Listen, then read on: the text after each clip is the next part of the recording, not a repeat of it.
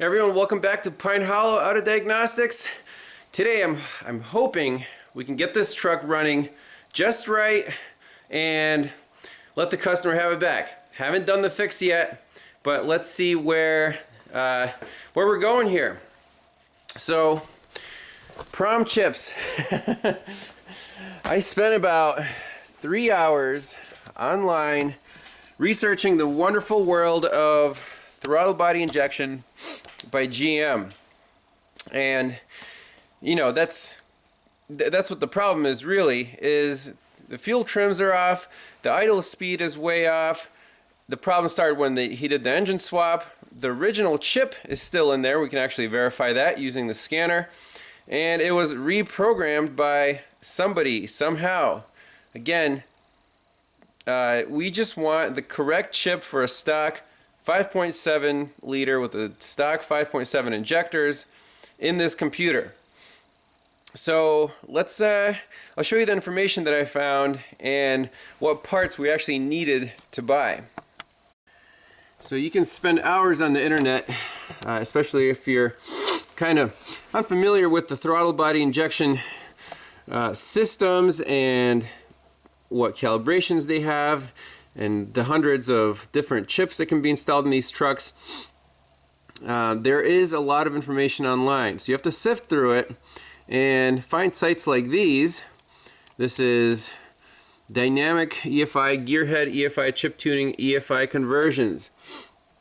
So the guys here are very knowledgeable, and I found this little list of, hey, you know, if you're doing a conversion, here are the actual calibration files and their broadcast code, this 4-letter code that should work.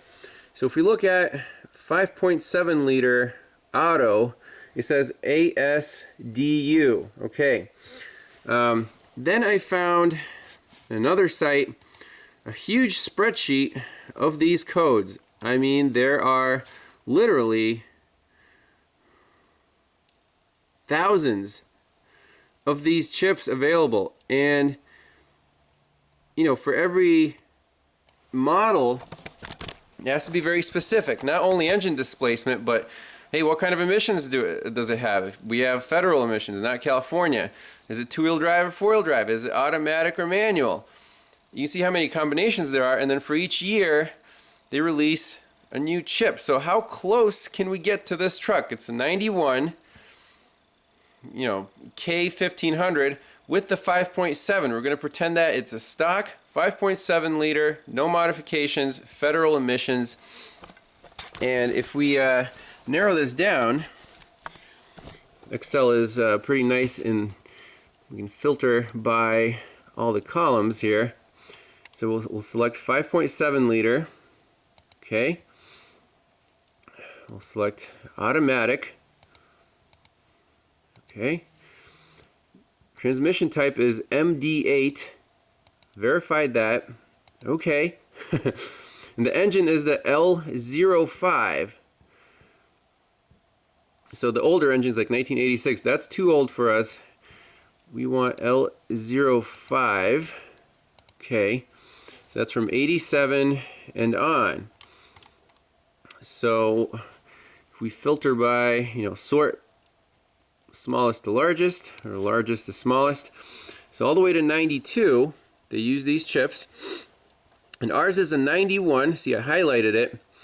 MD8 Auto federal emissions. I actually had to look that up in another source, but like the next one down, that's California. And then, you know, you get into the 90s here. And the other one I highlighted is 1989. Again, same combo, four-wheel drive. I don't know what the you know, the gear ratio GU2, that seems to be the most popular one. That came out of Chevy, you know, full-size Blazer, and supposedly this ASDU should still work. So I went on eBay and got two chips, the ARJT chip and the ASDU chip. So we got two chips here. hopefully one of them will work, and if both of them work, we'll have a spare. Now, what chip is in there right now? So actually, remember from the scanner, we had the PROM ID 6571, and if you look that up, again, we can look it up through the database here. You select all. Oh, let's see, displacement. Oh, I guess we have to select all in the engines. Let's just do a 5-liter displacement, and it's going to be the L03.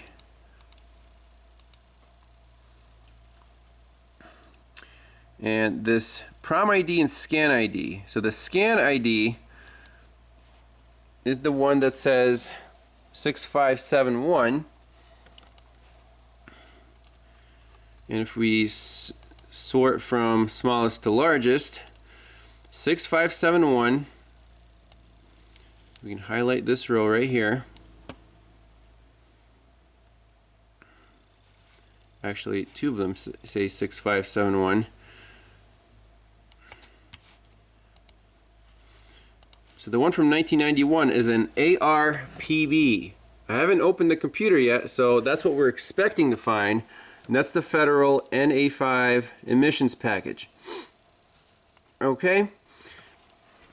So that's what I think it needs. It needs the proper chip, and then that will bring the idle speed down. Right now it's at 850, no matter if you're in gear or not in gear.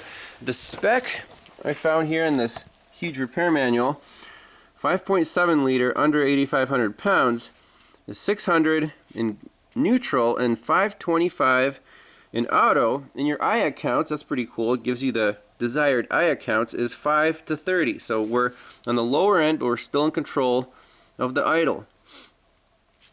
And the 5 liter is actually very similar. So I'm thinking is, this truck ran so rich at idle, whatever hack programming the other guy did was to bump up the RPM so it wouldn't stall out. So it's kind of masking one problem with another. So hopefully we'll kill two birds with one stone here. And I'm excited. Last thing I want to do on the truck is check the base ignition timing, just to rule that out, verify that we're right in the money. We can pop in the new chip, see what happens. Alright, took about a minute to get this computer out. Reman in USA. There's a part number, and the good stuff is hiding under this cover. So on Rock Auto, verifying the part number. It should fit this truck.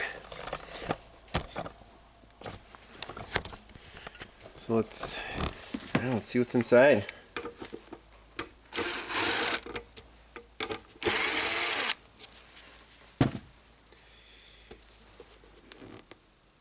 They like glue it in.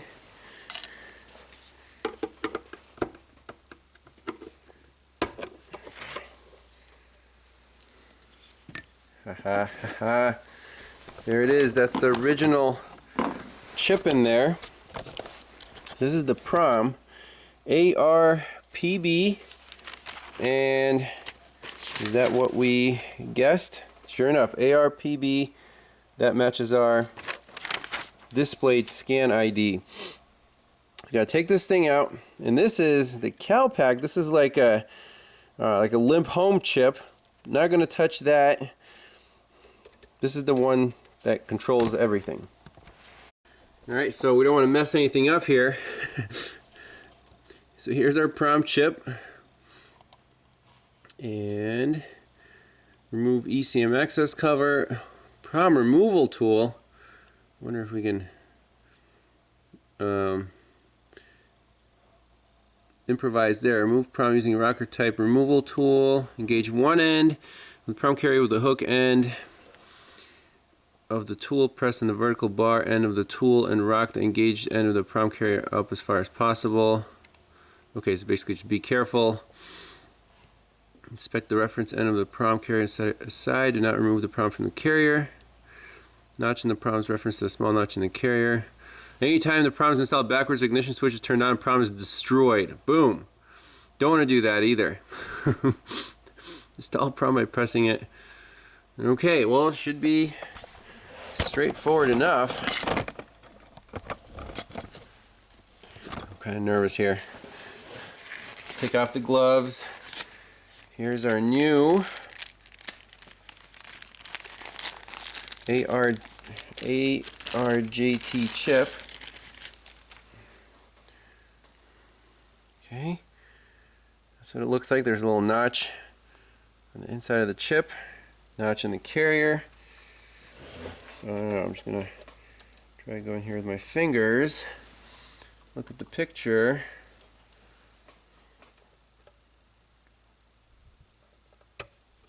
Okay, so we rocked it up. Now we want to rock this end up. Okay, not as hard as they make it sound. There's the old one. Here goes nothing. Okay, so the little pins are right up against the carrier itself.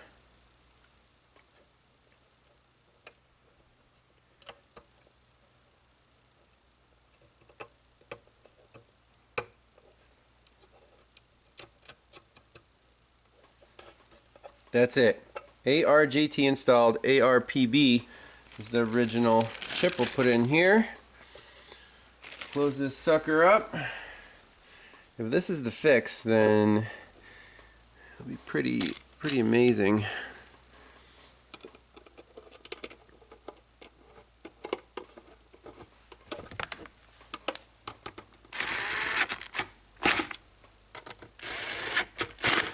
So let's just plug in the ECM. Don't want to install it in the vehicle yet, and see what happens. All right, moment of truth. Just kind of gently place it in here.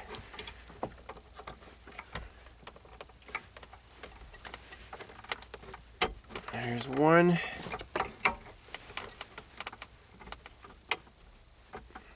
There's two.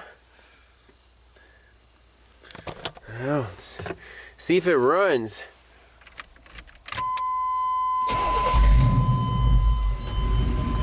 Ooh, idle dropped right away. I like it. That's what it's supposed to sound like.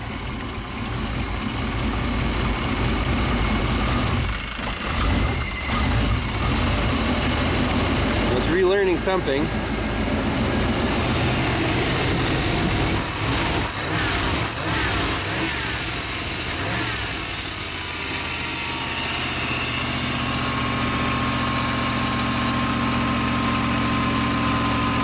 The scanner.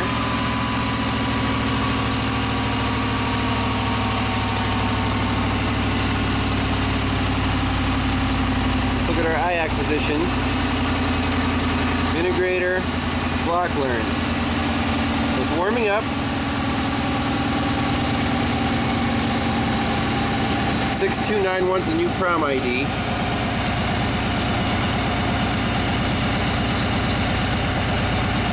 See what happens here. RPMs are at 1,000.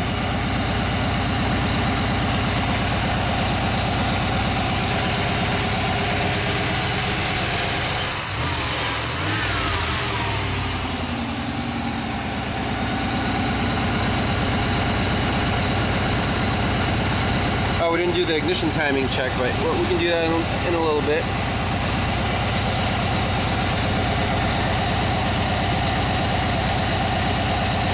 So far the oxygen sensor isn't pegged rich, which is good, and we're running at 128 and 128. We'll let it warm up for a little bit. Sounds healthy. RPM's at 1,000.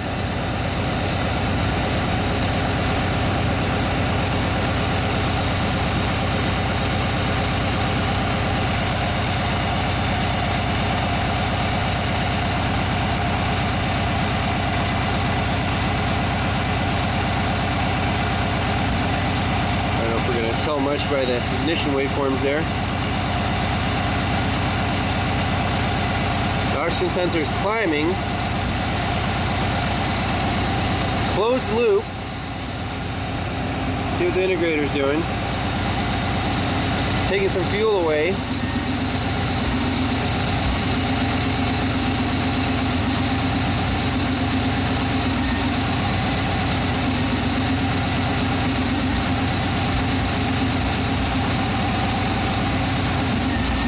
Block learner's at 108, now it's at 128. What happened there? Let's try again. 115, 113. Going down, going down.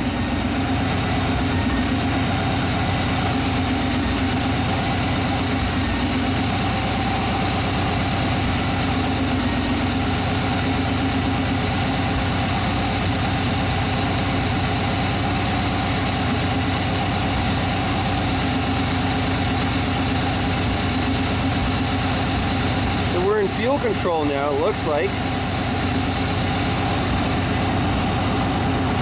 RPM still at 1,000. I don't know why it's not coming down. I'm going to unplug my leads here, get into the truck, and just...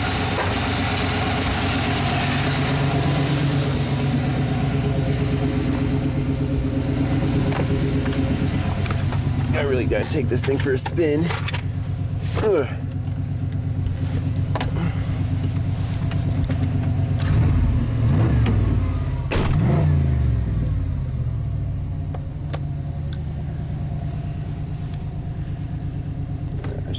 Put in gear.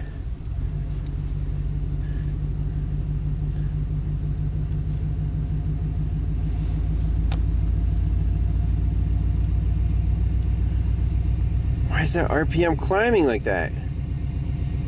I don't get it. Why is that going to 113? This blows my mind. Shouldn't the idle be same damn problem? It's even worse.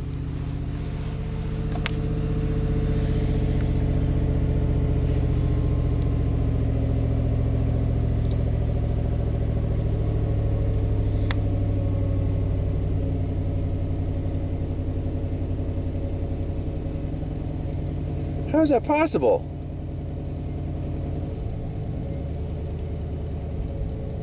Still doing the hiccup. What the heck?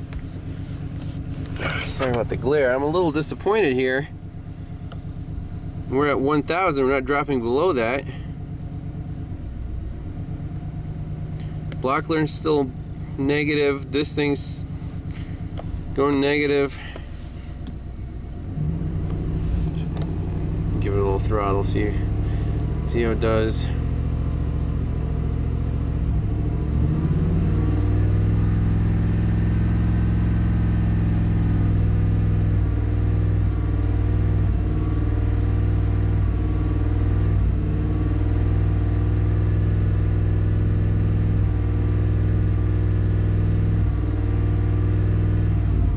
Not good.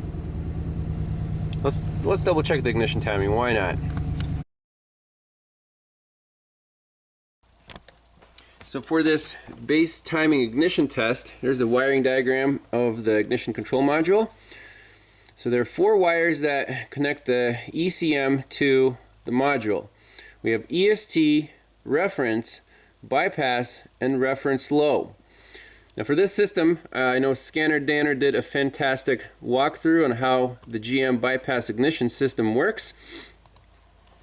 We can just briefly see what the wires are. So there's reference ground low, that's terminal A, grounded in the ignition control module, and provides a reference from the ECM. Okay, so that's just the ground. Terminal B bypass, this is interesting. At about 400 RPM, the ECM applies 5 volts to the circuit to switch spark timing control from the module to the ECM. So that's the bypass system. It starts up, the module is just on its own, ECM is not involved. And then, once the ECM sends 5 volts on that wire, then the ECM's in charge. And that's what the last 2 wires are all about here. Terminal C, the little pickup coil in the distributor, sends the crankshaft position signal to the computer, and then the computer sends a signal back depending on what ignition timing it wants, and that's when the spark occurs. So we're just interested about in this bypass wire. As you can see in the diagram, there's this set timing connector, the tan and black. That's the bypass wire. And if we look up the instructions on how to adjust the base ignition timing, you have to warm up the engine, put in neutral, disconnect the set timing connector close to the distributor, and then use a timing light and check the marks. And the actual specifications here are 0 degrees TDC. So let's get our timing light out, find this connector, and also hook up the Varus, look at a parade of the secondary ignition, because I want to see why this engine's stumbling when it's really leaning out the mixture. Could we have fouled plugs? I wouldn't be surprised. This is interesting. With the timing light, we can get in there and see the marks. The line is way advanced. If we follow the procedure and disconnect this connector for the bypass mode,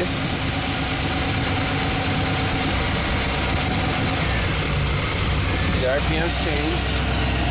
Now we should be in default. You can see the line on the balancer. It looks like it's at 4 degrees. It's not at 0. So we could tweak the distributor a little bit.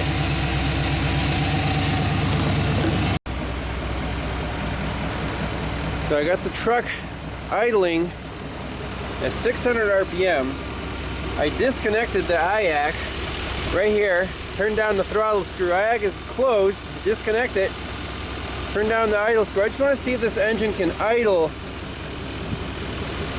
smoothly with the proper ignition timing, without the computer trying to raise it up. I mean, it sounds perfect.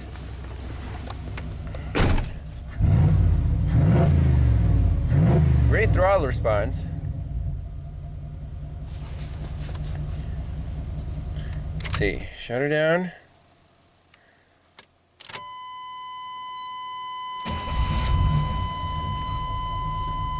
Fires right up. There's no flare up because the IAC's not being controlled. So my question still is, why is this chip setting the idle to 1,000? The other chip was setting it to like 850. I can't explain that at all. It's supposed to be, like 600 RPM. Sounds like a very nice idle, and I don't know what the other variables are. It sounds beautiful. No misfires, no hiccups. Let's plug in the O2 sensor. See what that's reading.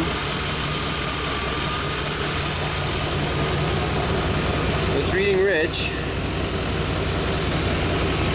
Our integrator is starting to move. Closed loop. And it's stalled out. Because the O2 sensor is reading rich. I was happy there. See, that really blows my mind. Why is that?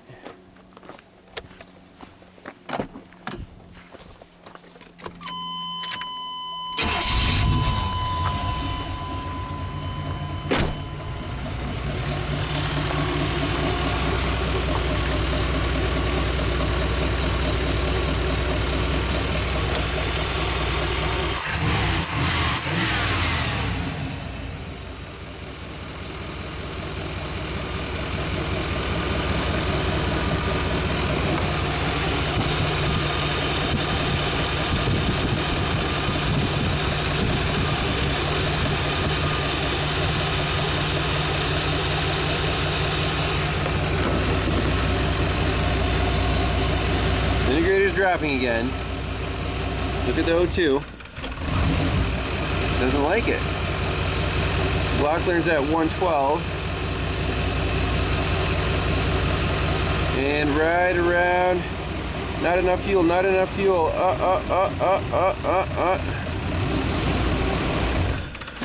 Nope. This is nuts. Let's raise the throttle just a hair. No fix. I tried all three chips. Still doing the exact same thing.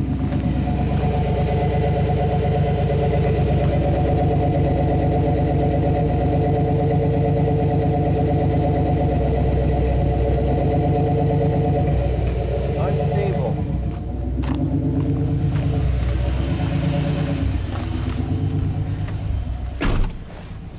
RPM's at up at 1,000. Open loop, closed loop. You know, the oxygen sensor is actually oscillating, I guess. This is with the last chip, the ASDU. The integrator is in control. Blocklearn's 108, that's pretty low. But this isn't good. What are the variables? You can even feel every time the mixture oscillates, it goes ba-boom, ba-boom, ba-boom. And you hear it.